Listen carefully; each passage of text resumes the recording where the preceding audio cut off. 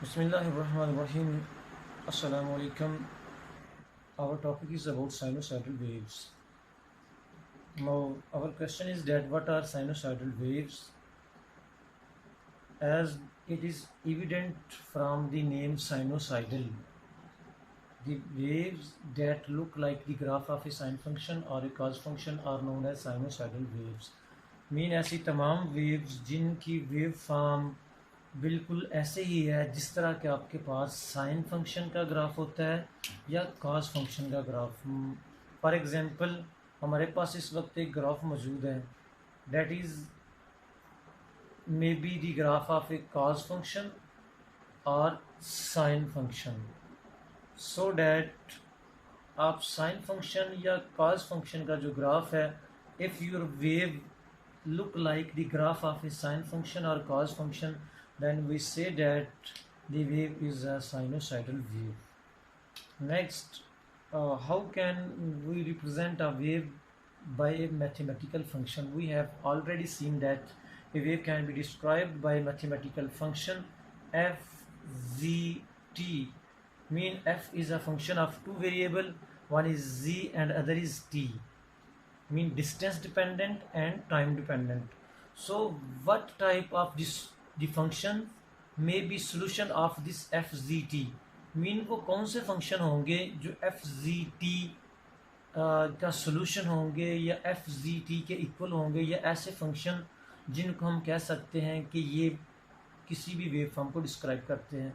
तो we have seen that any function g of the type which is dependent on two variables z and t in a linear relation where relation is that z minus vt, mean ऐसे तमाम function जिनको आप g से represent कर रहे हैं, ऐसे तमाम g फंक्शन जिनका जो आर्गूमेंट है वो z और t के लीनियर रिलेशन के साथ आपके पास आए, तो वो तमाम फंक्शन जो हैं वो एफ जी टी फंक्शन जो है वो रिप्रेजेंट करेंगे वेव को। नो अगर हम बात कर रहे हैं साइनोसाइडल वेव्स की, तो it means f z t may be equal to a cos function और साइन फंक्शन। या तो आपके पास कॉस फंक्शन हो सकता है या आपके पास साइन फंक्शन हो सकता है, किसी एक वेव फंक्शन के साथ आप इस वेव को रिप्रेजेंट कर सकते हैं। तो let we choose cos function to represent our wave. Mean so अब यहाँ पे क्वेश्चन ये होगा कि अब इस कॉस का आर्गूमेंट किसके इक्वल होगा, जस्ट लाइक जी फंक्शन, जो ऐसे तमाम फंक्शन जी जो है वो एफ जी टी का सोल्यूशन होंगे जिनका आर्गूमेंट जो है वो इस तरह से रिलेटेड हो। तो आप यहाँ पे भी इसको लिखेंगे z minus v t plus delta. Delta अभी हम इसके बारे में देखेंगे कि डेल्टा क्या है। जी का तो आपको पता है डिस्टेंस है या वो डायरेक्शन है जिसमें वेव ट्रेवल कर रही है, ये भी हम देखेंगे कि हमें कैसे पता चलेगा कि ये वेव कौन सी डायरेक्शन में ट्रेवल कर रही है। और टी टाइम, अब हम यहाँ पे लाइट, तो यहाँ पे हम हमारे पास कॉस फंक्शन आ गया, cos of z minus v t plus delta, और साथ हम यहाँ पे के के साथ इसको आर्गूमेंट को मल्टीप्लाई करेंगे। तो यूँ आपके पास cos k z minus v t plus delta, और ए आपके साथ यहाँ पे होगा, ए को मल्टीप्लाई करेंगे शुरू में, that will be the amplitude of the wave. So अगर हम इसी कॉस फंक्शन की बात करेंगे, this cos function is representing a wave, then a will be the amplitude of the wave, z is the direction in which wave is traveling in time t, so that a amplitude z minus vt, z इसका distance rest is covering. अगर हम इसको z के साथ represent करें या z as a z function इसको हम ड्रॉ करें, तो आपके पास ये z एक्सिस होगा जिसमें वेव जो है वो ट्रेवल कर रही है विद स्पीड v। हम देखेंगे कि किस तरह से स्पीड को फाइंड आउट किया जा सकता है। तो अब अब इस फंक्शन को आप एलेबरेट करते हैं। आपके पास फंक्शन है F of z t is equal to A cos k into z minus v t plus delta. तो अब इस फंक्शन को अगर देखें तो ये जो इसका आर्गुमेंट है, काज के आर्गुमेंट को आप बोलते हैं phase, phase of cause function. तो ये सारा जो है ये फेज होगा काज के लिए। Phase of cos A is the amplitude, amplitude और the maximum distance of the wave, कि ये जो मैक्सिमम डिस्प्लेसमेंट है वेव के पार्टिकल का, तो इसको आप एम्पलीट्यूड कहेंगे। और ये वो डायरेक्शन है जिसमें, तो दो चीज़ें डिफरेंट हैं, एक इसकी डायरेक्शन जिसमें वेव ट्रेवल कर रही है, और सेकंड जो है वो एम्पलीट्यूड है वाइब्रेटिंग पार्टिकल का, मीडियम पार्टिकल जो वाइब्रेट कर रहे हैं। तो ये इनका सेकंड जो चीज़ वो ये है। अब के आपने यहाँ पे भी देखना है कि व्हाट इज के हेयर। तो के को आप लिखते हैं वेव नंबर, तो के इज इक्वल टू 2π/λ। नेक्स्ट जो हमारा पॉइंट आएगा next is what is the point at which wave have maximum displacement और मैक्सिमम एम्पलीट्यूड। तो वेव को आप रिप्रेजेंट कर रहे हैं काज फंक्शन के साथ, तो काज फंक्शन का जो एम्पलीट्यूड है या मैक्सिमम वैल्यू है, it is at the point where its phase is equal to 0। Phase जब 0 होगा तो आपके पास आ जाएगा k into z minus v t plus delta, and this is plus delta is equal to 0। तो अगर हम इसको 0 पुट करें तो आपके पास z आ जाएगा, z will be equal to v t minus delta over k, mean this is the point at which wave will have its maximum displacement, और ये टाइम के साथ चेंज होता जाएगा। अगर आप इसको इनिशियल टाइम पे देखना चाहते हैं कि इनिशियल टाइम पे कौन सा पॉइंट है जिस पॉइंट पे वेव हैव मैक्सिमम एम्पलीट्यूड, तो you will put t is equal to 0 and this will be equal to minus lambda over k, the point at which we will have maximum amplitude at the initial time. So अगर हम draw करें wave को, again draw करें wave, तो आप यहाँ से देखेंगे कि लेट्स सपोज अगर आपके पास ये वो पॉइंट है जो कि आपके पास ओरिजिन, यहाँ पे भी मैक्सिमम वैल्यू है, ये भी मैक्सिमम वैल्यू है, ये भी मैक्सिमम वैल्यू, ये भी, तो हमारे पास maximum value t is equal to 0 initial time पे क्या होगी कि we are at origin when t is equal to 0। Initial time पे आप अगर आप ओरिजिन पे हैं तो ओरिजिन लेट्स सपोज ये आपके पास ओरिजिन पॉइंट है O, तो आप O से कितना पीछे है माइनस डेल्टा ओवर के, तो माइनस डेल्टा ओवर के is the point at which we will have maximum amplitude, and we say that wave is delayed by minus delta over k, because cos का जो amplitude है या maximum value वो origin पे होती है, लेकिन इसकी वैल्यू जो ओरिजिन से लेफ्ट साइड पे है उसको आप कहेंगे wave is delayed by minus delta over k. K is known as wave number, और वेव नंबर को आप नेक्स्ट देख सकते हैं कि कैसे आप इसको देखेंगे। अगर हम इसी वेव का टाइम पीरियड फाइंड आउट करना चाहें तो टाइम पीरियड वो वैल्यू है जिस वैल्यू पे आपके पास वो वैल्यू है जिस पे जो वेव है या फंक्शन जो है वो रिपीट इटसेल्फ। तो उसके लिए आप दोबारा से अगर फंक्शन को देखते हैं तो function f is dependent on two variables a and z and t, then you can find two time period, one for time and other for space period, आप उससे कह सकते हैं, जो कि z के लिए होगा। तो टाइम पीरियड के लिए आप पुट करते हैं कि हमारे पास जो we have minus v t, तो let t is replaced by t plus capital T, mean if capital T is the time period of the wave, then wave will repeat its value at capital T, mean the value of at t will be repeated at t plus capital T। तो सो हम इसको जब open करेंगे तो a cos k z minus k v t and minus k v capital T plus delta.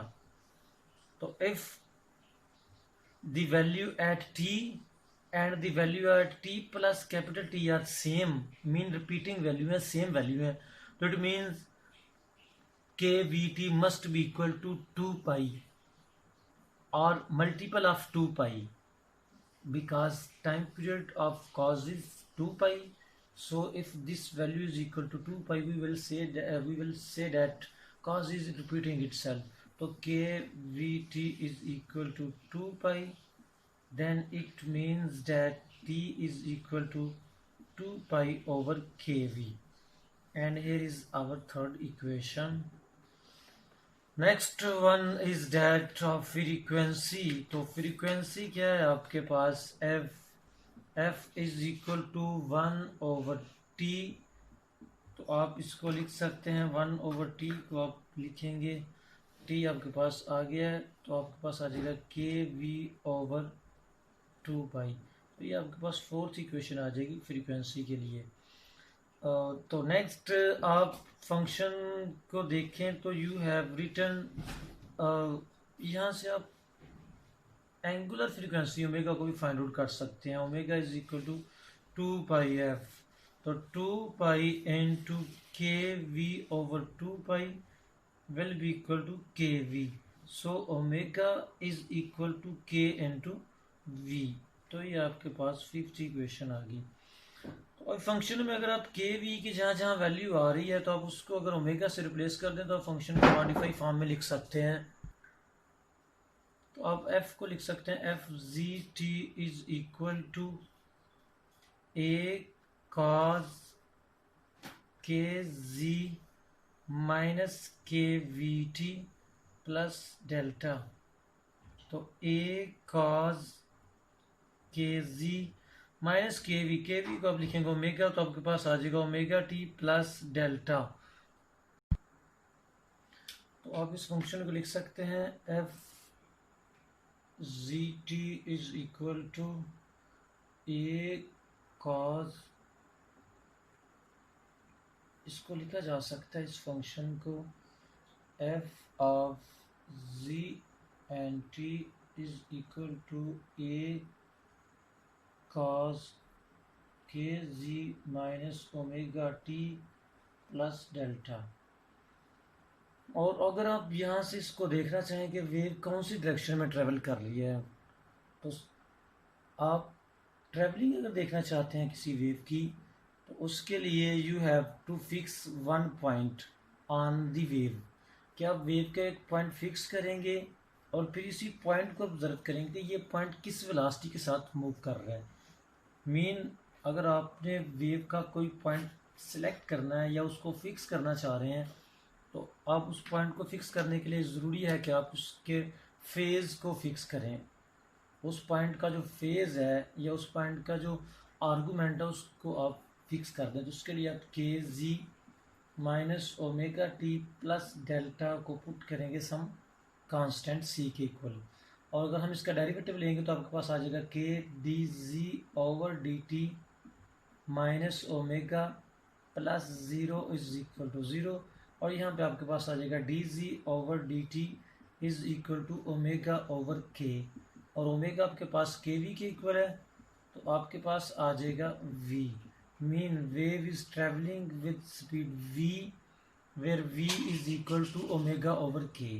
तो ये वो velocity होगी जिसके साथ wave will be travelling along positive z axis. Mean अगर मैं डेरिवेटिव लिया तो ये पॉजिटिव आ गया.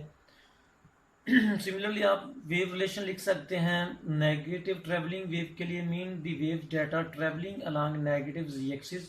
तो उसके लिए आप लिखेंगे A cos k z plus omega t plus delta. कि आपने वेलोसिटी की डायरेक्शन को रिवर्स अप कर दिया है. और सेकंड आप इसको लिख सकते हैं माइनस के जी के साथ. मीन यहाँ पे अगर आप माइनस लिख देंगे के जी के साथ तो ये भी आपके पास आ जाएगी wave that is travelling in negative z axis. तो यहाँ तक हमारे पास ये आ गया कि अब साइन वेव क्या है, किस तरह उनकी ट्रेवलिंग है, उनकी क्या प्रॉपर्टीज़ हैं. और जनरली आप किसी भी वेव को that is being described by sine function और cos function as sinusoidal function और वेव्स. तो ये हमारा आज का साइनोसाइडल वेव का लेक्चर है. Next, we will see that how to represent a wave, sinusoidal wave, by a complex function. इससे पहले आप वेव को रिप्रेजेंट करते रहे हैं by a function, real function fzt. Now we will see how to represent a wave by a complex function fzt tilde. कि आप किस तरह से एक वेव को कम्प्लेक्स फंक्शन से शो कर सकते हैं और कम्प्लेक्स फंक्शन को से रिप्रेजेंट करने के क्या में बेनिफिट्स हो सकते हैं. तो सबसे पहले तो हम देखते हैं कि what is a complex function. A function that consist of two part, one is real and other is imaginary, and from Euler's relation you can see that E iota theta is equal to cos theta plus sin theta, mean plus iota sine theta. कि हम इस function के अगर हम देखते हैं exponential function e to raise पर iota theta consist of two part, one is real and other is imaginary, and we have been representing the wave by the real part cos theta, cos function के साथ. तो mean अगर हम इस function का real part लें तो इसका रियल पार्ट जो है हमारे पास cos थीटा के इक्वल आ जाएगा. और यूं आप इस फंक्शन से अगर वेव को रिप्रेजेंट करेंगे और बाद में फिर उसका रियल पार्ट ले लेंगे तो आपके पास ओरिजिनल फंक्शन आ जाएगा. तो e iota theta, let theta is equal to k z minus omega t plus till delta. This will be equal to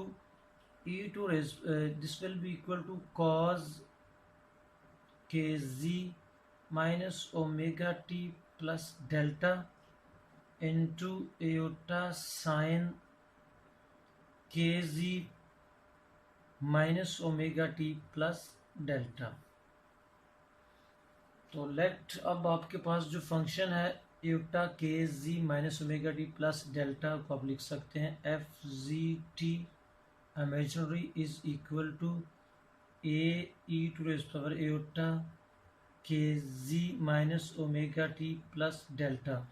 और अगर इसी फंक्शन का आप रियल पार्ट लेंगे तो आपके पास आ जाएगा A cos k z minus omega t plus delta. तो it mean F tilde z t is equal to a e to raise power iota kg minus omega t plus delta. और अगर आप डेल्टा को एक साथ मिला दें तो आपके पास आ जाएगा a into e to raise power iota delta e to raise power iota k z minus omega t. And again a to raise power iota theta you can write A tilde e k z minus omega T. आपने यहाँ पे ए tilde को कर दिया A into e to raise power iota delta के equal, so that no A into A e to raise power iota theta जो है आपके पास ये एक कम्प्लेक्स वेरिएबल बन जाएगा और आप उसको ए टिल्डा से लिखेंगे और ये एफ टिल्डा के इक्वल होगा. और ये जनरली आपके पास आ जाएगा ए टिल्डा कॉज के z minus omega t plus, अगर हम इसको टिल्डा को शुरू में लिख लेते हैं दोबारा तो आप इसको टिल्डा नहीं लिखेंगे तो आपके पास जो डेल्टा है वो यहाँ पे आ जाएगा फंक्शन के अंदर, यहाँ पे डेल्टा, और साथ आ जाएगा cosine k z minus omega t plus delta. और इसका जो ये फर्स्ट रियल पार्ट है दिस इज़ आवर फंक्शन. तो मीन आवर फंक्शन जो है हमारा जो फंक्शन है वो इक्वल होगा F tilde is equal to F z t plus iota F prime z t, where F z t आपके पास होगा A cos k z minus omega t plus delta और एफ प्राइम आपके पास होगा A sine k z minus omega t plus delta. तो हमारा जो रिक्वायर्ड फंक्शन है वो एफ जी टी वह है F z T. So fgt is equal to real of f tilde zt. Mean if we have to represent the wave by a complex variable fzt, then you have, and then to find the original function fzt we have to take its real part, because dealing with cos sine या sinusoidal function is not so easy as the dealing with exponential function. तो exponential function को deal करना easy है, इनको product में summation में आप easily use कर सकते हैं। कॉस साइन की प्रोडक्ट या समेशन जब वो मुश्किल है, सो आप क्या करेंगे, आप वेव को कम्प्लेक्स फंक्शन से शो करेंगे, रिप्रेजेंट करेंगे। फिर कम्प्लेक्स फंक्शन आपके पास होगा एफ टिल्डा जी टी, और एफ टिल्डा जी टी आपके पास होगा A e to raise power iota k z minus omega d plus delta, या फर्दर आप इसको डेल्टा को एक साथ लिख लेंगे तो आपके पास आ जाएगा A tilde e to raise power iota k z minus omega T. और जब आप ओरिजिनल फंक्शन की तरफ मूव करेंगे तो आप इसका रियल पार्ट लेंगे। लेकिन अगर आप वेव को रिप्रेजेंट कर रहे हैं इमेजिनरी पार्ट के साथ, तो आप इसी फंक्शन का फिर इमेजिनरी पार्ट ले लेंगे, I am imaginary part F z T, then this will be equal to f prime zt, so that you will representing the wave by sin function। तो अगर साइन फंक्शन से represent करेंगे तो आप इसका imaginary part लेंगे, और अगर cos फंक्शन से रिप्रेजेंट करेंगे तो आप इसका रियल पार्ट लेंगे। that was the lecture about sinusoidal waves and the wave notation, wave function and the wave traveling along x axis। अगर आप लिखना चाहें तो आप z को x से रिप्लेस कर देंगे, y के लिए आप z को y से रिप्लेस कर देंगे। तो शुक्रिया, thank you, hopefully you will learn something, and if you have question then you please comment or contact on WhatsApp। thank you, assalamu alaikum।